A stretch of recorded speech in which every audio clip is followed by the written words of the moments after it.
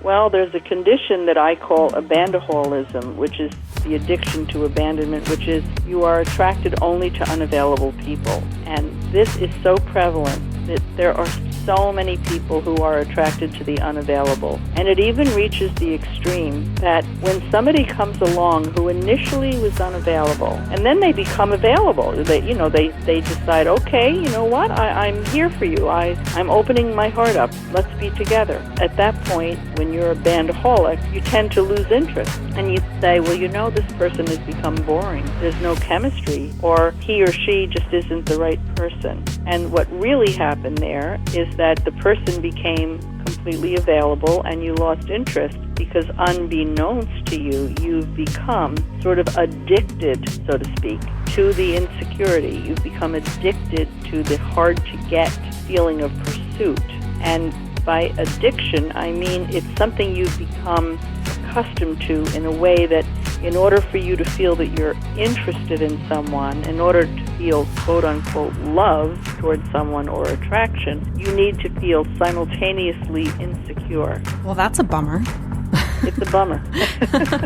I actually just went through another breakup recently. I noticed, and you also talk about this in the book, that people who tend to distance themselves and have fear of, I believe the word is engulfment, are really just the other side of the same coin of fear of abandonment. Yeah. How does that work? People tend to swing on a pendulum between fear of abandonment and fear of engulfment. Now, there are some people, and I'm sure you've seen this out in the dating world, who tend more toward the fear of engulfment. As soon as somebody becomes too close to them, they feel the walls closing in and they lose interest and they want out. People who have that kind of reaction very often are highly eligible people who others want, and they seem to be pursued by others because, of course, they're hard to get. Because the minute you try to hold on to them like a bar of soap, they're slippery and they just pop out of your hand, and so they become the desired object, okay?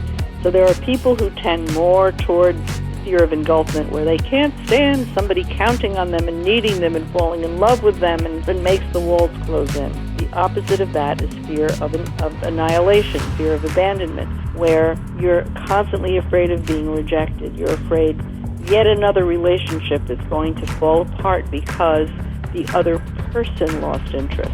But what's really ironic or almost hilarious is that many people have both. So they have a fear of abandonment when they like the person and the person is a little hard to get. But then they have fear of engulfment the minute the other person likes them. And I'm using the word like instead of love or attraction because at the beginning we like someone. We like them instead of not like them. We like them.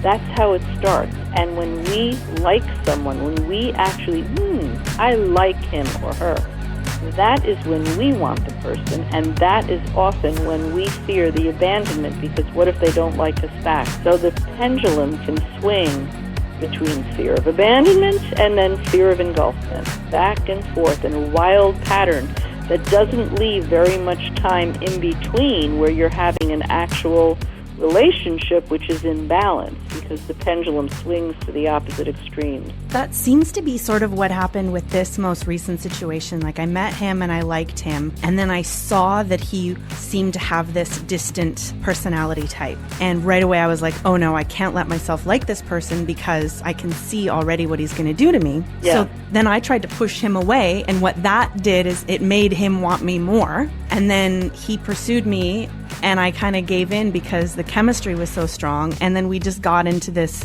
pendulum where it was just drama every few days, which every time we went through that cycle, it would both bond us more and make us more fearful. Yeah. And it was just a disaster. Yeah. How do you stop that? This can happen so easily to so many people. They ricochet back and forth. So you saw abandonment coming down the pike. So you decided to short circuit and drop out, and then that made him pursue you and back and forth, and it's a ricochet effect. And of course it's very painful, because you know what it does? It creates in that couple a seesaw up and down, back and forth pattern, which is painful, and therefore the relationship you can get stuck in something like that.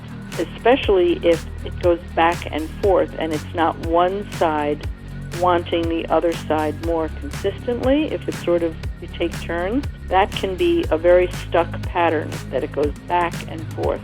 It was interesting because we went through this pattern a couple of times, and I was trying to explain to him, like, look, I can see where this is going. And he was saying, well, you're not giving me a chance. And I kept defending my position. And then as soon as he started to be on board with, yeah, it's a good idea that we end it, I felt myself coming onto his side where maybe we should try again. And so then, but this is the cycle, and it is an addictive cycle. Very addictive, and it even involves, it's addictive not just psychologically, but it involves the body's opiates. You know, we produce our own opiate-like substances. Well, they're opioids, they're called, and they're the endorphins and other enkephalins and various opiates. And when we're going through the upheaval of in a relationship like that, we have attachment and then separation, attachment, separation.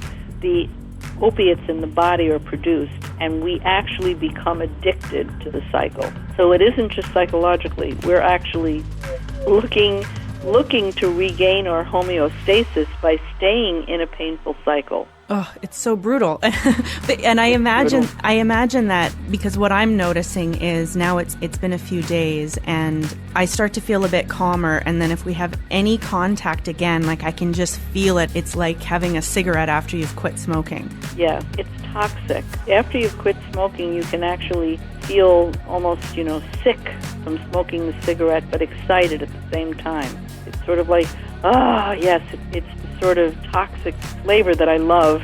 So it's that contact becomes so significant, and it is that makes it just like an addiction. Because look what happens to the alcoholic when they have been in recovery for a while and then they have a slip and they have alcohol. Oh, it is the most incredible slip because it leads to such an extraordinary feeling of drunkenness and an overindulgence, because the alcoholism has exaggerated the effect of the alcohol by quitting.